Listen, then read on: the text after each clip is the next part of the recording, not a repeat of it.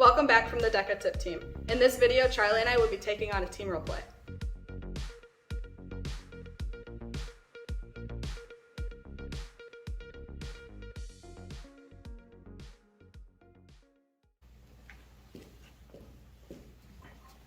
Hello, I'm Charlie. Oh, I'm Lauren.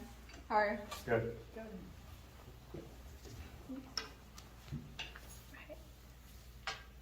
I grew up as a child with the Angelica doll, so our discussion today really hits home for me. In the role play, Charlie used an anecdote as a creative introduction to set herself apart from the competition.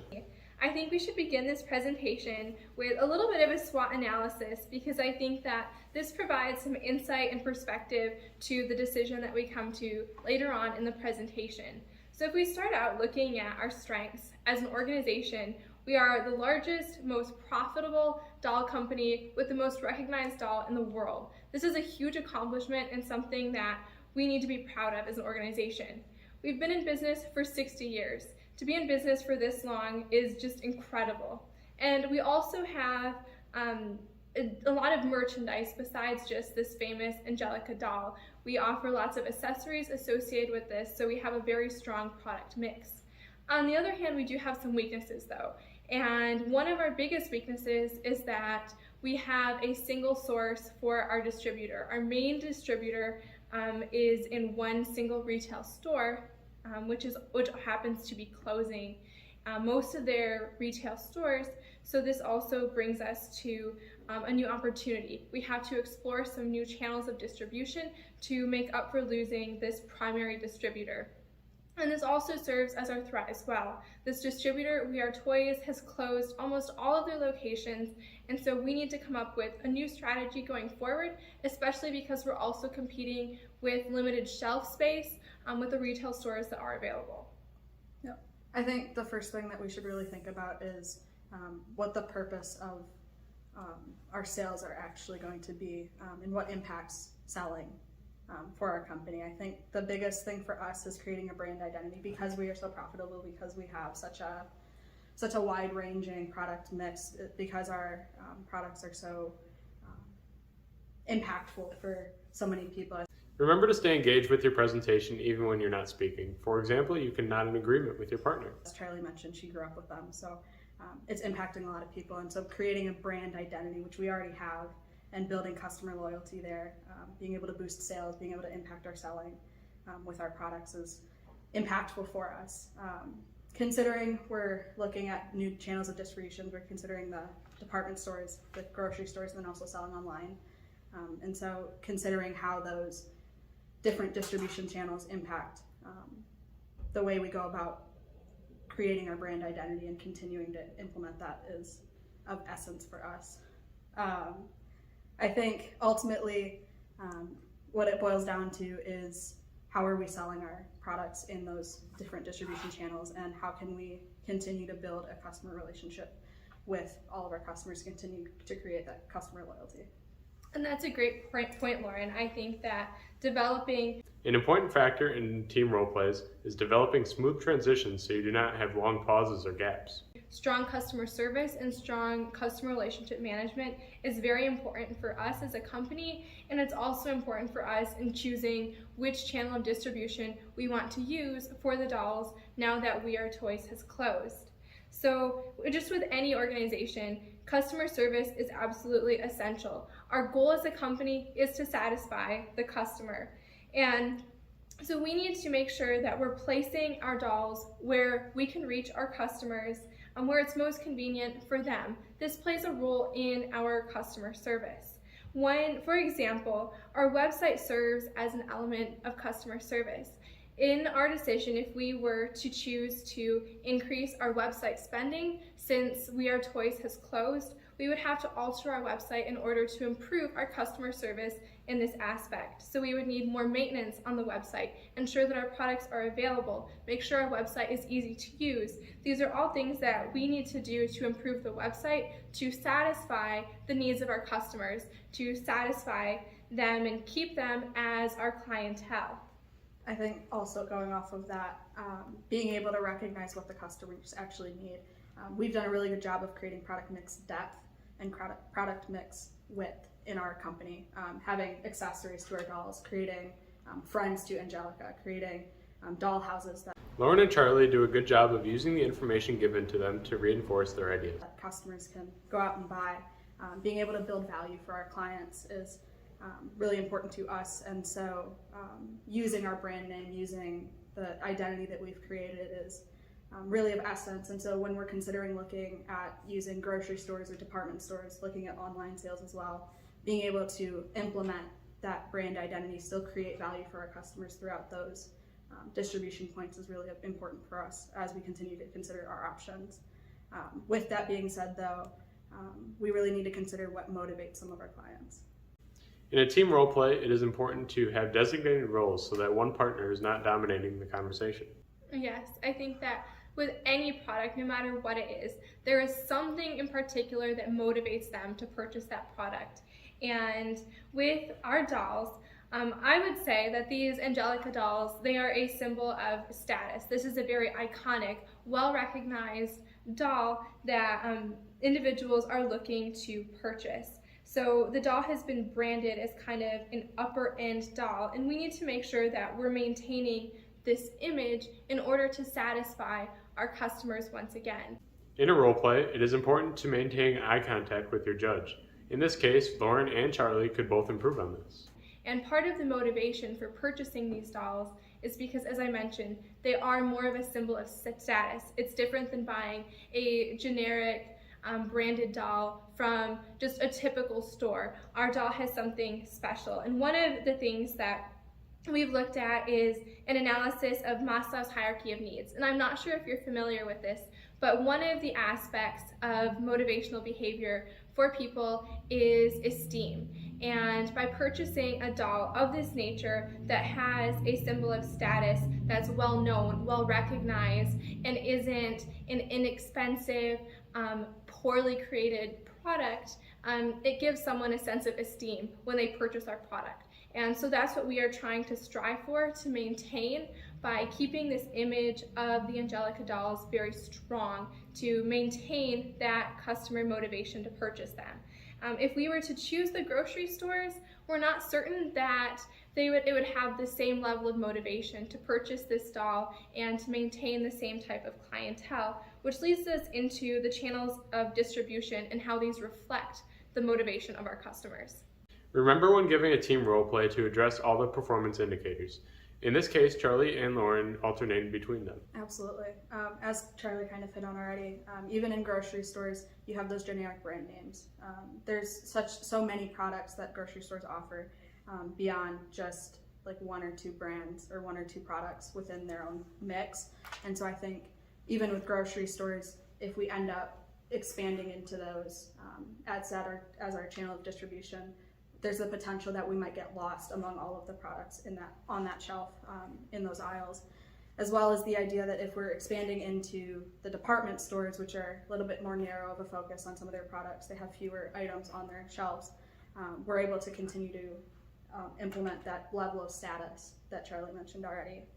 With that being said though, when delivering a team role play, remember you do have a partner that you can fall back on if you lose your train of thought. It's still important to consider who our target market is and what motivates them to continue buying with us. Exactly. The target market is critical for making sure that we are placing our dolls in a location where they are going to be purchased and it is going to be the best branding for our product. So when we're looking at the market and our market identification, I think that we've identified our target market as middle to upper class moms who are looking to purchase these dolls for their children. And once again, these dolls are a symbol of status and our market has to align with this, which is why our moms aren't necessarily looking for a doll in a grocery store. Most of our moms are on a mission when they go to a grocery store. So we need to make sure that we're considering these factors when we decide where we're putting our dolls to make sure that these fit with the target market that we are trying to address. It is also important to consider coordinating outfits to look more uniform as a team. I think ultimately as well, something that we really should consider is what risks are there when we're considering all of our options. Obviously there's going to be risks no matter what option we end up choosing, but analyzing what there is and what the potential is for some of the future aspects of our business is really important for us. Obviously, we're really well known and we've kind of established our own brand at this point. We don't really have much issue with that, but there is always the potential for competition, and considering what our competition is doing at any given point is really important for us. If we end up in a grocery store, for instance, as we're put among the shelves with other dolls in the aisle, I think it's really important to consider what the competition is doing. Also, with the closing of the We Are Us, We Are Toys store is of essence as well, because then that's limiting what our sales are doing. We've lost sales from over 1,600 locations, and so we really need to consider what that will impact for us. Remember to be conscious of timing while delivering your presentation. Lauren and Charlie exceeded the time limit. And continue to be able to reach some of the clients that we are losing now that they're not in the We Are Us locations. Something as well is knowing that with the closing of the We Are Toys department stores, knowing that everybody's being impacted by this decision on their end. And so it's really coming down to who can create a competitive advantage for themselves, who can react the best as we're in this time of trying to figure out what's the next option for us. So ultimately, I think we really just need to consider what is the competition doing and how can we set ourselves apart through a competitive advantage. I think with that being said though, ultimately this is a really good wrap up for us. We're kind of considering what our three options are. We've got grocery stores, department stores, and continuing to sell on our website. An infographic is a great tool to hand to the judge. Those are our three options. Charlie kind of hit on target markets, talking about how in grocery stores, customers who go to grocery stores are looking for convenience. Everything's in one location. There's a lot of variety there, but if you're in a department store, you've got a little bit more specialty and more luxury items there. So I think with this, between grocery stores and department stores, just meeting target market needs, looking at the department stores would be our better option because that's better aligned with what our own target market is. Exactly. And so I think ultimately at the end of the day, we've decided to split our decision between continuing to sell our dolls on the website and offering them in department stores.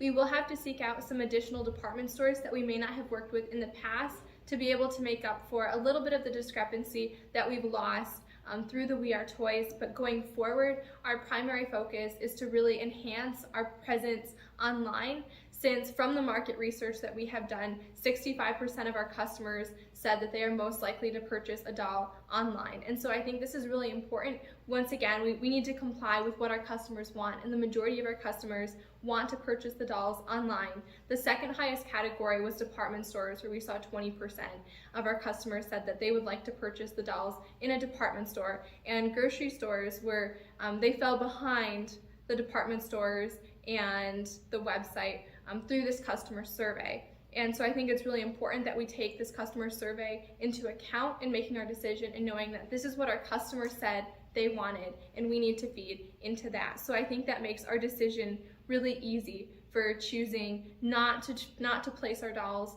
in the grocery stores and instead taking the approach of department stores and the website. Perfect. Is there anything that we can clarify for you? Any questions that you have?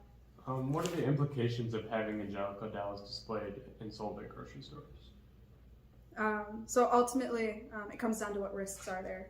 As I kind of mentioned prior, there's a lot of competition that customers will see right away when you're shopping in a grocery store. You're looking at an aisle and you see all these products on the shelf, and so it's a comparison that they can make. And obviously, we're one of the best well-known brands in the world, but when you're in a grocery store, you've got your competition literally right there in front of the customer. And so considering that, and also considering that ultimately our customers through the survey that we did aren't going to be looking in grocery stores for our dolls anyway, grocery stores probably isn't the best option that we have. Okay. What other sales channels could we consider in marketing and selling Angelica dolls? We understand that the original question you asked us was to evaluate whether or not we should sell the dolls in retail stores or grocery stores. And I think we have presented a third option by proposing to enhance our website and our online sales.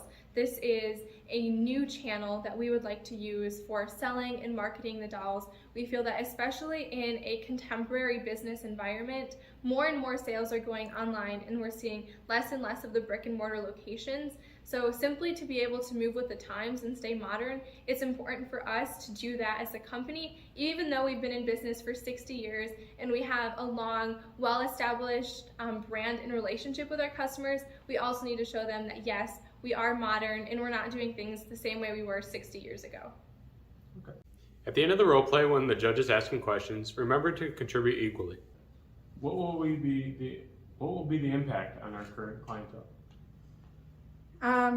Ultimately, as we know, with the loss of We Are Toys, we lost a lot of the recognition that we already had. We got so much of our sales from that one specific outlet. That was one of the weaknesses that we had coming into this as it was, and now that they're out of the picture, it's going to be a process of re-identifying where we can distribute our products and where we can best reach our customers. But obviously, from the market research that we've done, from the customer surveys that we've already put out, our best options are through the department stores and through the website. I think that's where we're going to have the best success for our products. Okay, those are all my questions. Well, thank you so much for your time today. I think that, as I mentioned before, growing up with these Angelica dolls, I think it's important for me to see this succeed. And I think that the plan that we have developed provides the Angelica dolls with the chance to be successful going forward. When delivering a role play, it is important to bring energy and enthusiasm while presenting. And I'm looking forward to implementing this and moving forward. Absolutely. I think for us, our next steps is really going to be narrowing down what department stores we really want to consider looking at, what partnerships we want to continue to make, and what opportunities we have in the department store realm, and then also consider what our current website's looking like and how we can implement some improvement to it to better reflect the opportunities that we have if we're looking to increase our sales through the website. So with that, I think if we come back, say in a week or two, we can do a little bit more understanding of what our opportunities are in the department stores and on the website, and we can kind of narrow down on what specifically our plan is going to be. How does Wednesday next week work for you? That'll work. Perfect. I think Charlie and I will get some stuff put together. We will figure out a plan to actually start getting this headed up really. Absolutely. And we know you already have our contact information, but we are going to leave business cards with you anyway. So, thank you. Once again, one way to end your presentation is to give your judge a business card. Thank you for your time. Yes, thank you. Thank you. This is how I graded Lauren and Charlie on the team role play.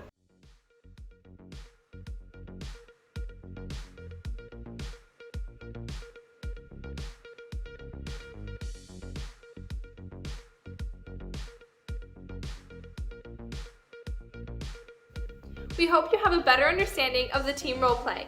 In our next video, we'll be taking a look at some strategies for the DECA cluster exam. Thank you for watching.